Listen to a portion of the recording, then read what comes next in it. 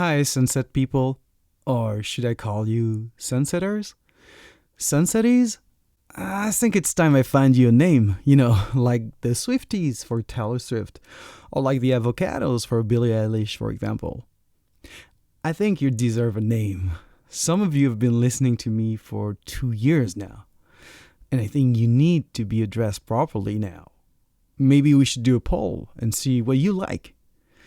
Right now, I'll just call you My Little Sunsets. Isn't it cute? All right, my little sunsets. Today we have Julia Laws, aka Ronboy, on the show. I'm going to say it clearly. Ronboy is my favorite artist of the year. I gotta thank Attaboy, another one of my favorites, for the discovery, because it was through them that I first heard of Ronboy.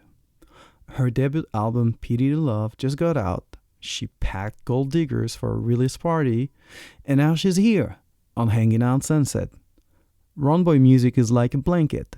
It's a perfect soundtrack when you need a little comfort in your life. And we all do right now, it seems. Not just because the weather is chilling, but, for everything crazy that's happening in our world. Midterms are coming, and what I read in the news is not making me serene. It seems like MAGA people are everywhere those days, entering every branch of the government. Hard to believe, hard to process. The war in Europe also is a good reason for not being so chilled right now either. A nuclear apocalypse on the horizon? Damn it, it is really a spooky season. I'm not going to list everything that makes me lose my mind at the moment. There's too many. But if you're like me and you need a safe space to release all that tension, I recommend you to listen to Ronboy. And not only her music is beautiful and haunting, but Julia is smart, accessible, and just a great person in general. I had a great time talking to her about her musical journey, her musical approach, and life in general. Plus, last but not least, she gratified us with an absolute tear-jerking rendition of Your Way for Hanging Out Sunset TV. And if you haven't watched it yet, please go to our YouTube channel or on our Instagram or on our website, hangingoutsunset.com. Ronboy will be performing at Genghis Cohen on November 18th. Don't miss it. All right, let's do the show.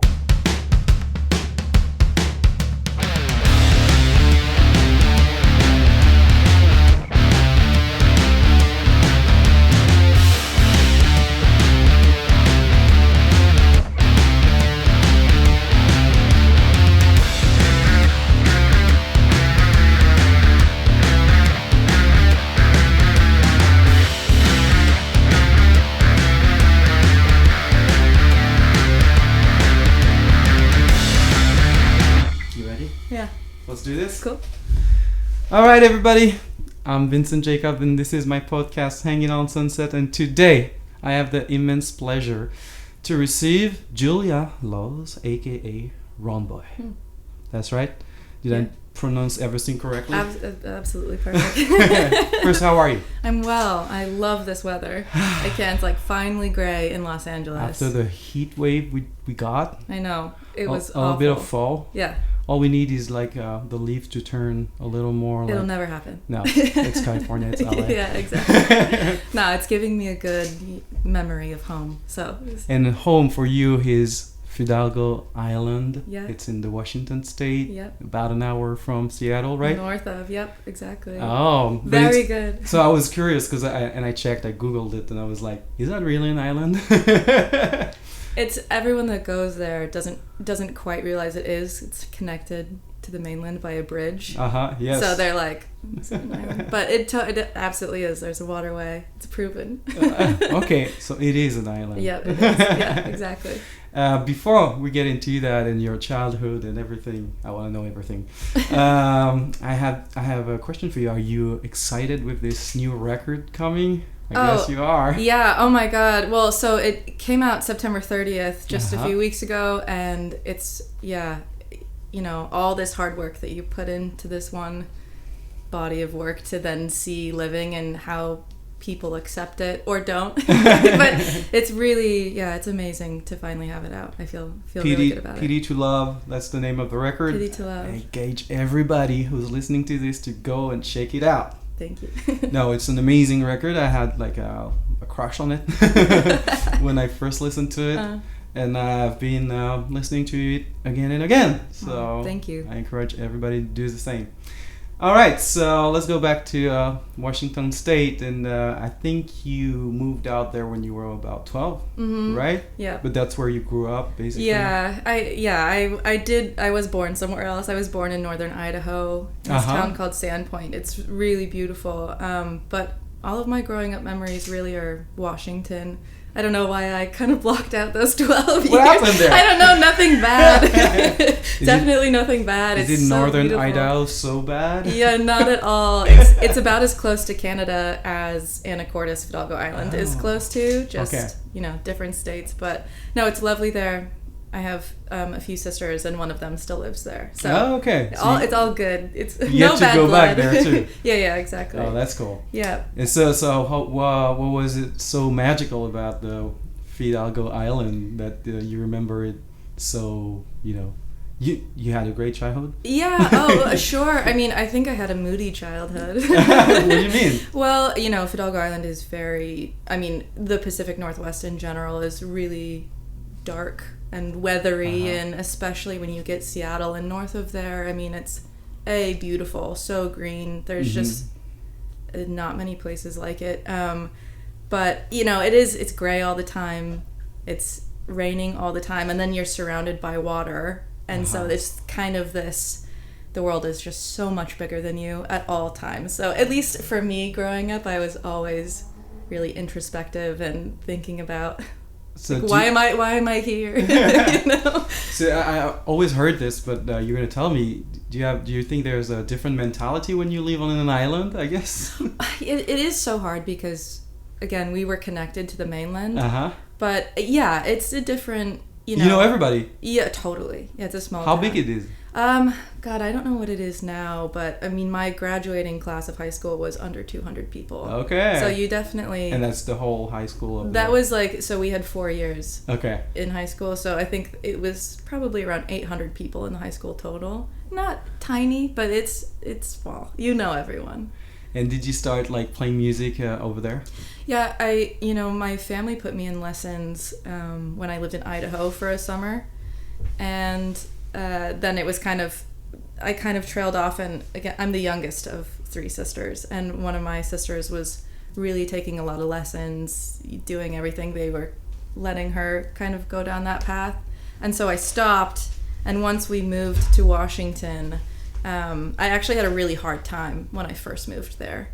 And I would get home from school and just sit down at my parents' piano and play for hours, kind of processing what it was to move at that age. And my school wasn't great. So I really, at 12, is really when I started diving super deep in. And there was a musician in town, and my parents knew his parents, and he's a few years older than I am. And he, taught me how to use GarageBand, and I was using my Apple headphones to record my voice, and it was, the rest is history. I kind of self-taught.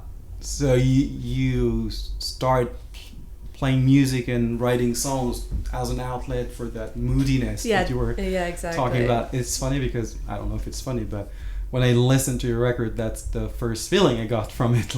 Moody, atmospheric.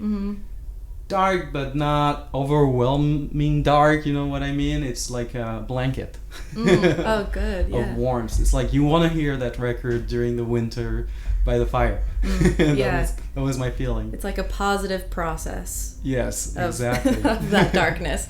But and then once I moved to California, it is so interesting.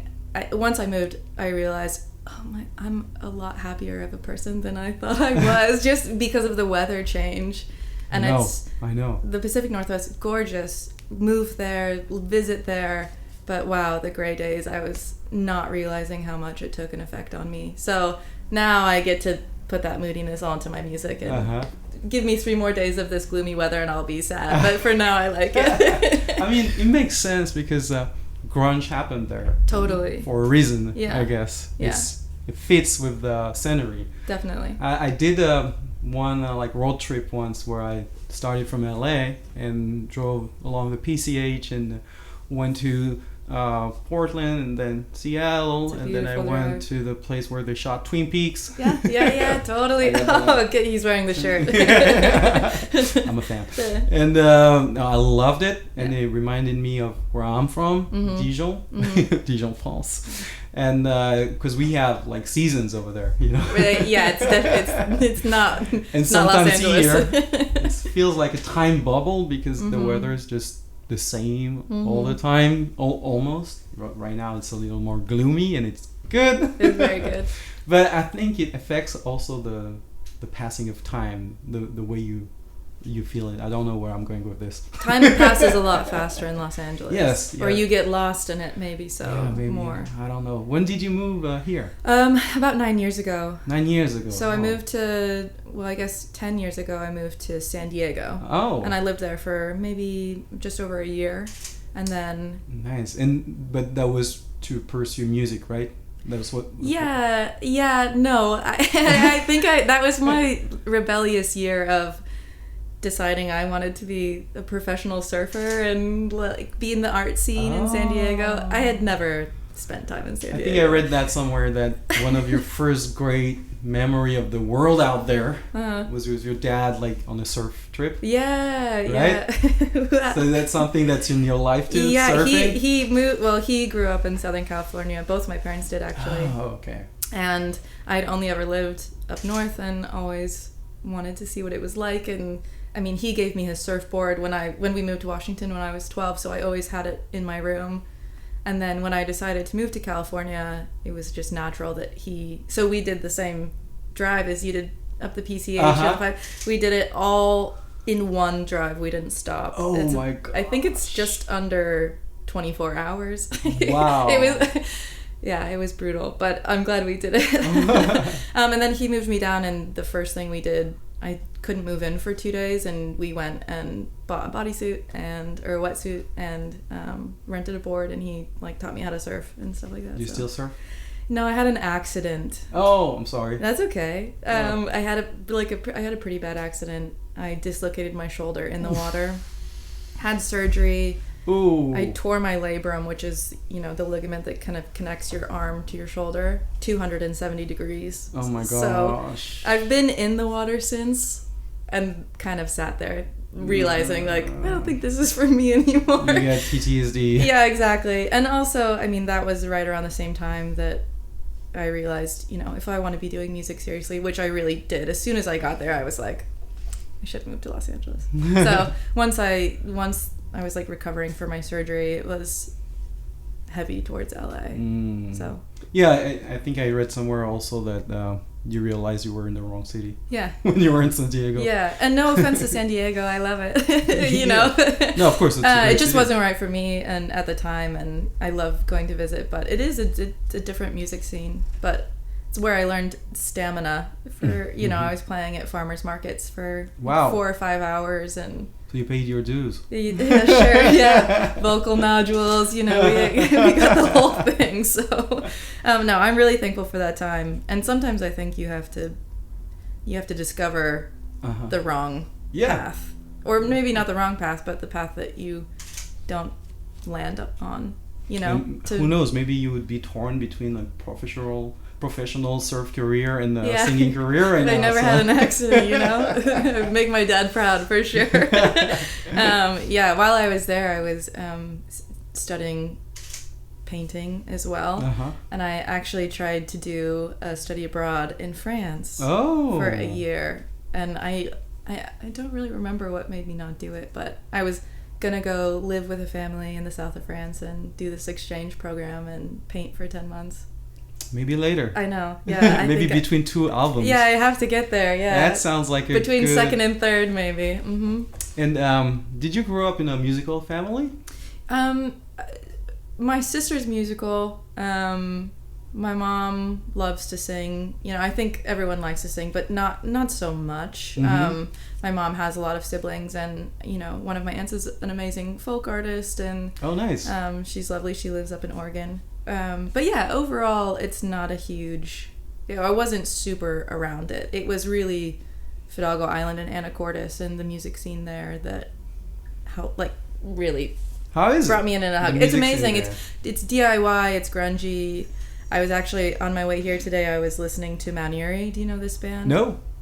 Mount Erie is this guy Phil, and he grew up in the same area. And there's actually a mountain on Fidalgo Island called Mount Erie. Oh. But he's fabulous. Carl Blau. I mean, so many informative bands and musicians for me are there. And there was this space in the center of town that was like, it's called the Department of Safety, and unfortunately it's not there anymore, but it was every band traveling through, like, you know, Seattle to Bellingham or up to British Columbia would stop there, and they would let them stay there and give them food, and there was a recording studio, and it was that's a nice. really cool, safe DIY space and A real scene. a real scene. Oh yeah, totally. Because we talk a lot about this on this podcast, like, is there an actual scene in LA? You know, that's the question. That's tough. I think what I've been doing this for 2 years, and now what I realized is that first I discovered there was micro scenes. And now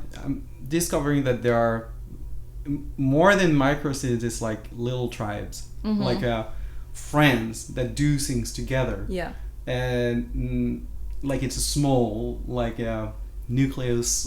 Definitely, yeah. And I think like looking at your work and who you're collaborating with, that you have that kind of family tribe here too, right? Yeah, definitely. Especially in the last few years, it's really, I think, solidified more. Because you started solo and you were doing everything on your own first. I mean, it's a normal process. Yeah.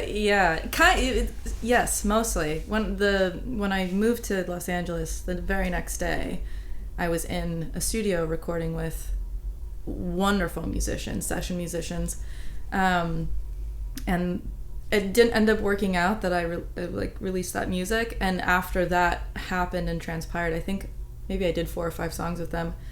After that ended, I realized how frustrated I was that I didn't really have the verbiage and the know-how to express everything I wanted musically or to communicate to the musicians. Exactly, or even production wise. You know, I was still so new at that I became a hermit for far too long and just learned Ableton and learned what I wanted my voice to sound like in recordings and kind of the atmosphere of the music, you know, and realize how I could make it on my own, or at least a version of it on my own that could translate then to people and they could have a proper idea rather than just like, these are the lyrics and this is a chord sheet. You know, I have a lot of ideas and sounds in my head that I hear when when a piece isn't finished, and so to find out how I could communicate that for me was huge. And is this record is Pity to Love, you know. And there's definitely a vision on this record, and that's what struck me first. Like I'm listening to it, and I could tell there is a lot of care on the production and on the spatial approach of the instruments and your voice. And I really love that, because a lot of indie bands, you know, it's a struggle to be an indie musician, and most of the time you'll spend your money just to get in the studio, or if you can go in the studio and work with a producer, you'll record at home by yourself, and it's harder to get like a finished product that sounds like finished, accomplished. And I think you have that, and your album there's amazing songwriting first, beautiful vocals, and what I love too is that you play with your voice like an instrument. At most of the time when there's harmonies, like it's like layers. It's almost like a synth, you know. That's what I felt anyway. Totally. And I love that. It's every song is like a journey. There's every single note has a purpose, like in the drums, the guitars, the synths. the bass, everything. So congratulations. Oh, thank you so much. I definitely, love using a voice as an instrument. Mm-hmm. It's so cool, and why wouldn't we? Exactly. It's amazing. So thank you. I really no, really, appreciate it's I love that approach of yours, and I'm wondering how you process. What's your process until that moment where you finish the song in the studio with the other musicians? How did it start? Mm-hmm. Like, do you start usually alone with your piano? Yeah, usually. I'd say it's kind of 50-50. The first 50 being it'll be me with piano or me with bass. Oh, that's right. You play bass too. Mm-hmm, yeah, or, I have a Jupiter that has like preset beats and, so a lot of it is just kind of jamming. And most of the time, actually, 95% of the time, I have all of the instrumental down. Mm-hmm. No lyrics, no melody. Oh, really? Mm-hmm.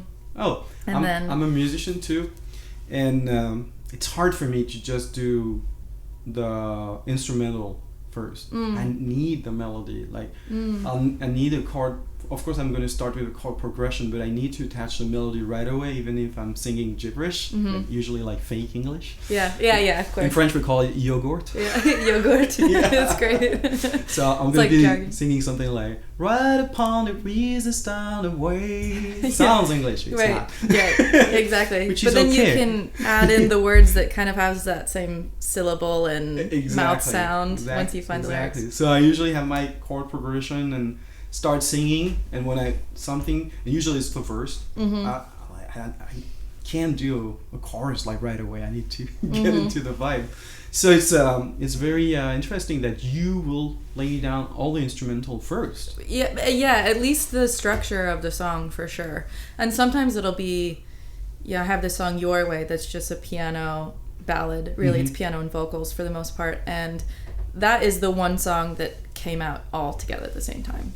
I think I was just playing maybe some of that chord structure, and then happened to be recording, and I don't always have my recording setup going when I'm just kind of writing, and I didn't think I was even writing. I was really bummed out this night, and thankfully hit record, and it just all came out.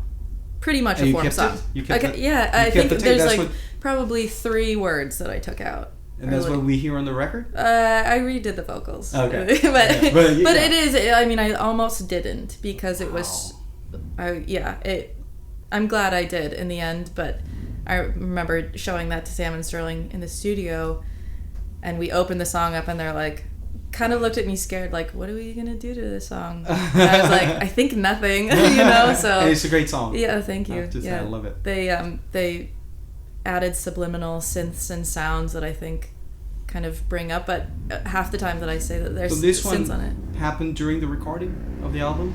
Yep. Oh, that's unusual. Yeah, that's really the only song I can think of that's ever happened. Wow. With. And I think I read somewhere that the recording process was very intense. Yeah. Well, it started out because we recorded in the pandemic, so everything was remote for the most part. Like, I engineered and recorded all my own vocals, and Sterling would do the drums in his studio, and then Sam would send us bounces of the song. It was really collaborative, but we weren't with each other. And then a window of time opened up just last year, and we got in the studio for 2 weeks straight, and it was it was intense in a good way. It was, we'd get to the studio, high five, open up a session, and thankfully, especially in my writing and recording process, before I take it to them, I like to really build up my demos, so the vibe is, like you said, you want to there. I want to translate what I want, and they added so much to the record. I can't even explain it. But we weren't starting from zero, right? We were starting from demos that are and a lot of the demos we just all of the demos we just built off of. Instead so you take the session and you work from the session, which is easier. And that's what I love about modern gear, that you can amazing. Really do a lot at home. Totally.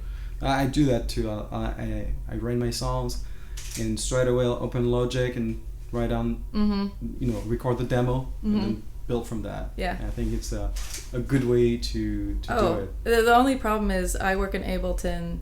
Sterling works in Pro Tools and Ableton, and Sam works in Logic. So every single day you would be like, Oh no. we would be working on a song. Let's say we were working on Forget It, and we're in the studio doing more of the the big guitar sounds and synths and stuff like that you hear on the song, and then we'd just be using demo vocals.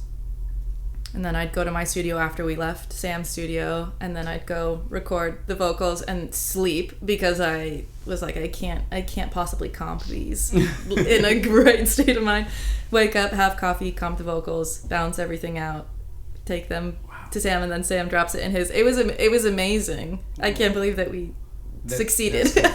2 weeks and you get that amazing 2 weeks and record. then we got it done. Yeah. It was amazing. Wow. And how did you come to work with Sterling and Sam? Sterling, I have known since I was 12. I was wondering if you were related. We're married. Yeah. Oh! Yeah. I saw you had the same last name, so I was everyone thinks we're siblings. Oh, it's great. Okay. It's like we both amazing. have curly hair. Okay. Yeah, we're not the White Stripes, unfortunately.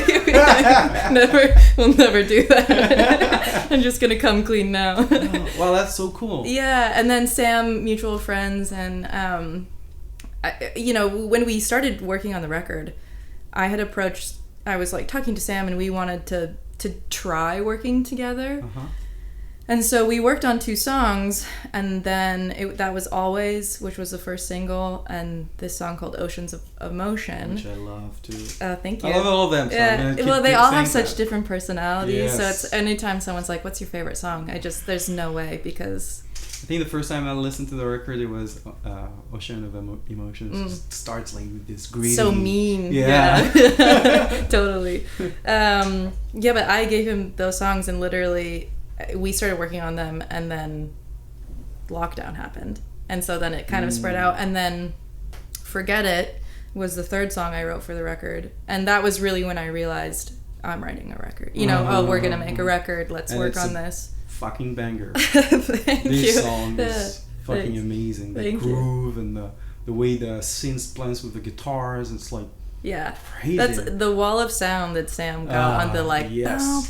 is very satisfying. And I know Sam because I don't know him personally, but I seen the Nightmare and the Cat. Yeah. Probably about 10 years ago. Wow. Playing in LA. Oh my God. My wife, who's the bass player of my band too. See, okay. Here Keep it in the family. I think she used to work with his dad. Oh, great. Yes. Okay. So they know each other. But you don't know Sam personally. I met him. I'll say hi. I see. Yeah. Oh, great. But he's a great musician. Oh and, my God, he's a legend. His brother is an amazing singer too. Yes. And their sister is a singer too now. Yeah, right? Kaya. She's fabulous. And then they have another sister as well. Oh. Who is also, I don't know, are you releasing music? I'm not sure. But I've heard her sing, and everyone in that family is beyond talented. Another thing that I loved about your record, and we're going to talk about Sterling now, is the drum sound. Oh my fucking gosh. This made the difference for me because in your genre, I don't want to reduce your music at all, but in that like indie, pop rock, atmospheric genre, most of the time it's not real drums you hear. You'll hear more electronic beats, and that's great. I love it too. But what I loved is that you had that raw approach on the drums, and that it just sounds amazing. It's like a real I want the same drum sound. Yeah. I know someone that knows him, so no, he's an absolute beast. It's so, because we've known each other for so long, he's been playing drums since I think he was 9. Oh wow. He's amazing, and anyone that I know or meet that doesn't know Sterling, they'll be like, oh, what's your partner do? So, he's a drummer, and they're like, oh, drummers. And I'm like, no, he's a good drummer. He's the best drummer. They're like, yeah, Julia, sure, I'm sure he is. And then I love getting to see people see him play for the first time. And 100% of the time people come up to me and they're like, do you have any oh, show I get it. coming? Yes, I do have a show in LA? in a week and a half, but I'm doing a stripped down like hybrid set. He's gonna be out of town, but So no drums. I'm gonna be playing with the drum machine. We're not coming. Yeah. Yeah. Everything you just said about my music is I'm doing the opposite. It means I'll have to come several times. Yes, exactly. Yeah, exactly. So where is that happening? That's that's in Ontario, California, actually. Okay, so I'm doing like a summer nights opening for John Waite. Oh, that's cool. You know that song "Missing You" from the 80s? Yeah. Total tune. Well, I think Tina made it famous. Tina Turner. Yeah. Yeah, I think so. I don't know. Yeah. I don't want But I did sound stupid. Right No, now. I did Google it because I was talking with a friend and she was like, "That's Tina Turner song." And I was like, "Oh, no, I think surely it must be John's." That's how I Googled it. It is John's song. I'm really excited for that. That'll be a ton of fun, and it's cool to take the record and play it in different iterations live. Yeah. You know, it has so many different personalities. Mm-hmm. But yeah, I played a full band show on the 30th, a record release show. I wanted to come. It was my birthday. Oh, happy birthday! What a great Thank day, you. September 30th. I mean, it was October 1st, but we were That's partying fine. on the 30th. Yeah, for sure. October 1st, then bad, right? No, Yeah, great. okay. We love October 1st. I'll worry for a second. No, that's Gold Digger, right? At Gold Diggers, yep, Gold in Diggers. Hollywood. Oh, nice. And how was it? It was so fun. I mean, I tried not to have a lot of expectations. I wasn't sure, who would come or whatever, but I actually shared the night with my friend Charlie Damsky, who put out a record the same day. Oh. So it was a co-record release show. Oh, that's amazing. I got to play in his set, and then I Nice. played my set afterwards, and the room was packed, and it was a lot of faces that I haven't seen in a long time, and a lot of new faces, and man, it took me a few days to calm down off that. It was really, really wonderful. Do you have any tour plans?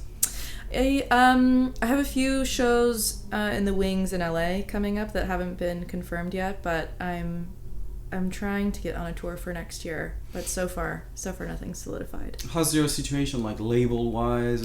Everything I've done independently. Oh my gosh. Yeah. That's great. Thank you. Keep doing that. Yeah, no, I mean, I love control, but also I would love help. It's a juxtaposition. Yeah. But yeah, so far I've done everything independently, which is so amazing because for this record I had such a clear vision, like down to the artwork. I mean, my friend Ryan, I'd followed his art online for a long time, and he posted this piece. And I remember flagging it and being like, this is what the record sounds like in my head. Wow. Like, I'm looking at what it sounds like. And so I reached out to him when I was getting closer to finishing the record, being like, could I maybe commission you to do a piece or whatever? And he's like, oh, yeah, what are you thinking? And I sent him that piece, and he was like, I haven't sold that. You can take it and use it. And I was like, yes. Wow. Because it's when you fall in love with something Yeah. and then someone's like, I'll change it. I was so worried that obviously anything he was going to do was amazing, but I get demo-itis with everything, whether that's art or visuals or demos, unfortunately. But yeah, so it was amazing to use that piece. And then my friend Alex sends it through a TV screen and fucks it up, and so everything, it was nice to have a hand in everything and not have someone tell me like, you can't do that. Yeah, exactly. You have the control over everything, and it seems like you curate everything like very properly, and thank you. I mean, just looking at your Instagram, it shows, even if you're gonna post like a video from a show or a teaser, it's always like in the mood of the record. And thank you, Alex. She's amazing. It's a good job on that part. I think Thank you you. have everything to become a great, successful artist. Thank you. That's what I think. Yeah, and it has to do with who's around and I'm working with too. I couldn't do it without Sam Sterling and Alex and Ryan and Mike that mixed it. Yeah, everyone just plays such a big, wonderful part that makes it what it is. I can't take the credit. Not all of it. Yeah, but you have also your talent, and this talent attracts talented people. Sure, yeah. And you've been working with Matt, Berninger from the National. You're the only person that I've heard pronounce his last name correctly. Yeah, the French guy. Take that. How would you say that in French? Would it be Berninger? Berninger. Oh. It would sound like that. Yeah. And you did a cover of Tom Petty, and Resonator was also on that song. And how did that happen? How did you get to collaborate with But so we became friends. We had some mutual friends, and after I put out my first EP, Velvet, in 2020 this is like coming back, I'm like, I don't know, what year was that? 2015. In 2020 we got connected through mutual friends, and then when things started opening back up and he put his record out, he reached out asking if we would, work on the Serpentine Prison promo with him. So cool. So playing live, basically? Yeah, wow. It was really That's special. So cool. So you played the bass? No, I was just singing, actually, for these. Yep. I have to check that out. It's great. We did a few late nights, and then one song on his record is a duet with Gail Ann Dorsey, who is David absolute Bowie, legend, and a legend in her own right. Oh too. my God, I know, she's fabulous. And I saw her perform last no, summer in you France. Didn't. She was performing with one of the most famous French artists, M. That's his name, Mathieu Chédid, and she was playing the bass live, and she sang fucking Life on Mars during that show. And I was That's crazy. Oh my fucking God. She's a legend. First, it's my favorite song ever. Yeah. And knowing that she was on stage with Bowie performing this during tours, and she collaborated with him, so... You're very lucky that you saw that. Oh. That's really cool. Yeah. So she's amazing. Yes. She's amazing. Like goddess. And I was tasked with singing that duet live, and I was terrified because I can't, she's Gail Ann Dorsey. Oh my God. So I came at it from a different approach, I had to, because Smart. there's no I can't do that. So we did that duet, and that came out. It was a video, really beautiful setting. And then Resonator, who is this woman, Alison Tavel, who is an amazing human being, really inspirational, reached out to Matt and I asking if we would do a Tom Petty cover. So she, her dad passed away when she was a baby, and as she grew up, she found this synthesizer in her attic that she then found out was her dad's invention. So she's making a documentary, and it's, oh my God, I need to talk to her. It's amazing. And so she's resurrecting her dad's synthesizer, and so many musicians knew about it, worked with it. It's amazing. Anyways, she was doing a Tom Petty cover series, so she did 3 songs, asked if we would do a duet of Only a Broken Heart. Wow. And we did. It was so fun, and it's only, all of the music is only from the Resonator, so you can play single notes through it only. So any multiple sound, it's all layering. Wow. It's really intentional. Her and her partner Matt produced it, and that was so much fun. I'm gonna listen to that again with that in mind now. Yeah, exactly. It's her mind, and the way she's approaching this is really, really special. So it was amazing to be a part of that. Wow, that's pretty awesome. Yeah, totally. You get to collaborate with tons of amazing people. Oh yeah, very inspirational. What's next for you? I'm working on the second record. I'm probably halfway through writing, and I'm still promoting the first one.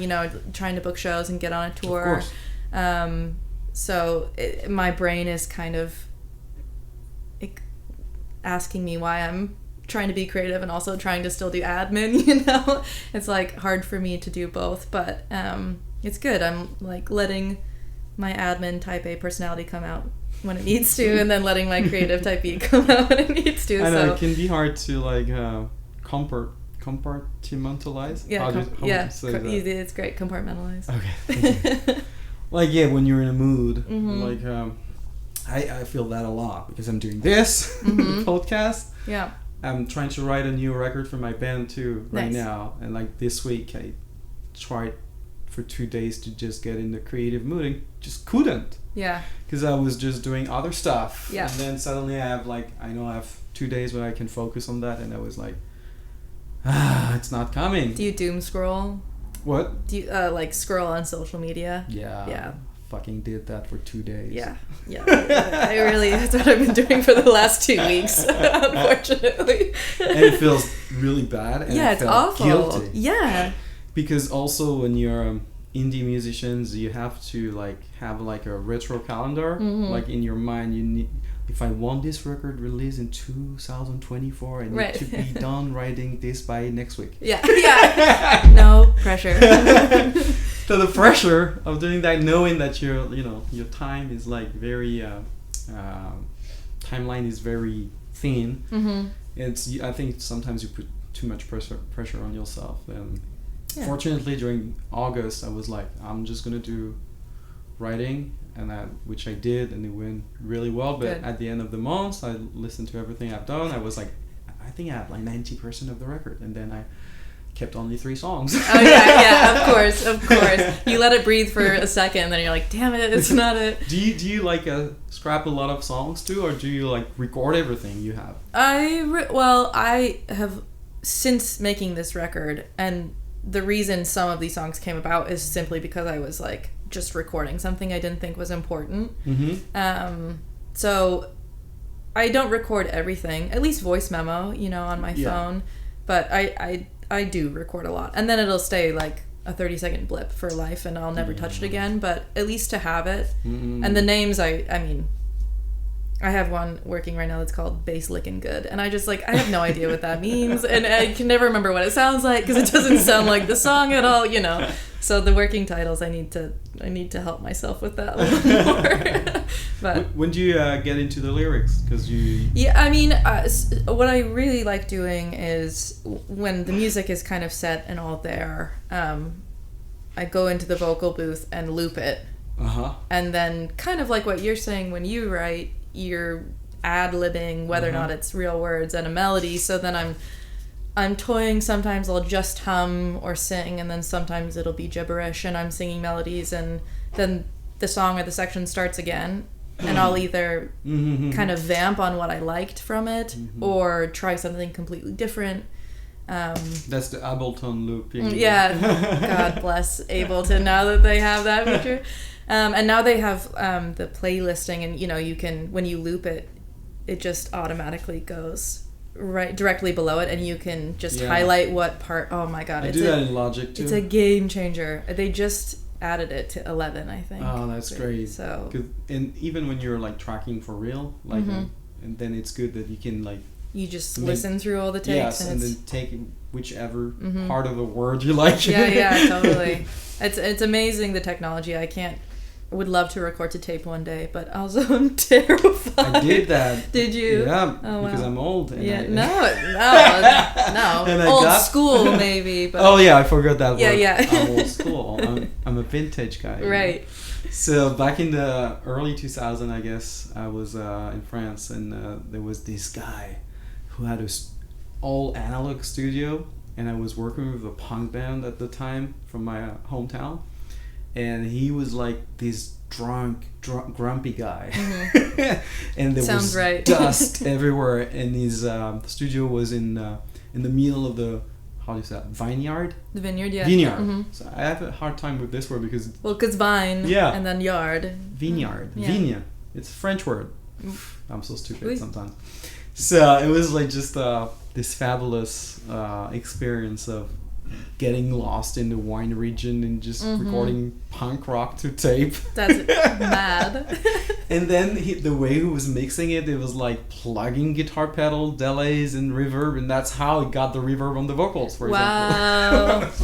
Not stressful at all. No.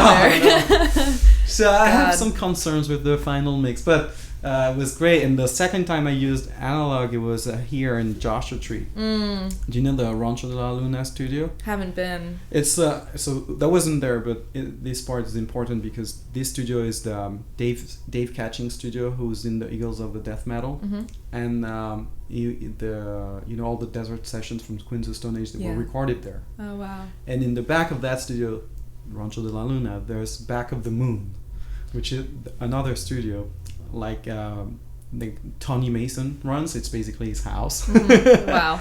And same thing. He only has like tape and recording, dusty vintage gear, and same concept with mixing, like cool. Blasting some reverb, like just playing play on the recorder and just blasting some. So totally. We did that like about 8 years ago, and I love just the warmth of it. And I would be like curious to see how your music sounds. Yeah. With this. Oh. Like oh yeah. Yeah, totally. I'm getting vinyl pressed, and I just got my test pressings, and it was like, oh, that crackle. You just want to like get wrapped in the crackle. It's so nice. We had to do vinyls too for our album last year. It's like my most possessed.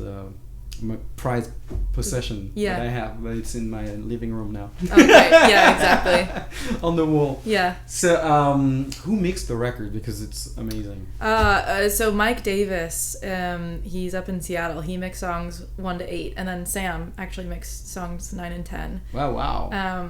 Great job. Yeah, totally. They're awesome. Mike is actually one of the guys that we grew up like going to shows, seeing and stuff. He has this band called Sea Cats that we were always like, Sterling's band would play with his band, and I would like be there watching and stuff. And he's an amazing musician and mix engineer and producer as well. So to have him mix the record was really cool. And I got to go up to Seattle and finish mixing it there, which was really full circle for me. Oh, that's amazing.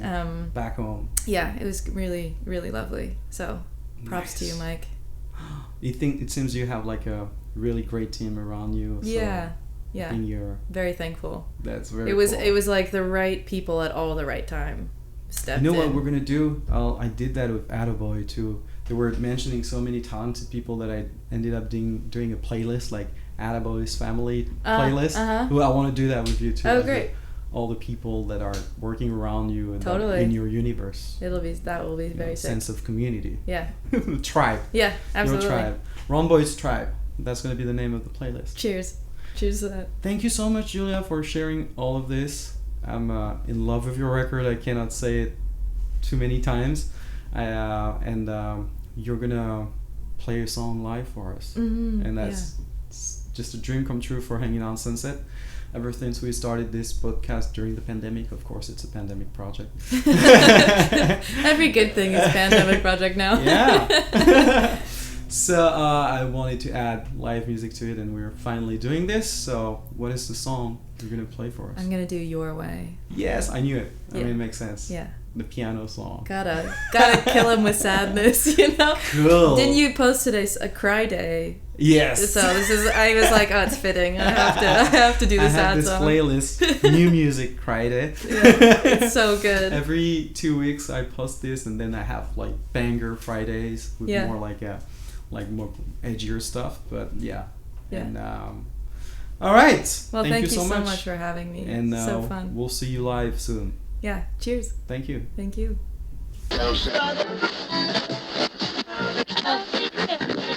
All right, stay with me because now we're about to listen to Oceans of Emotion from Ronboy's debut album. And right after that, we're going to listen to Your Way, a wonderful stripped down version she did live in our studio at Hanging on Sunset.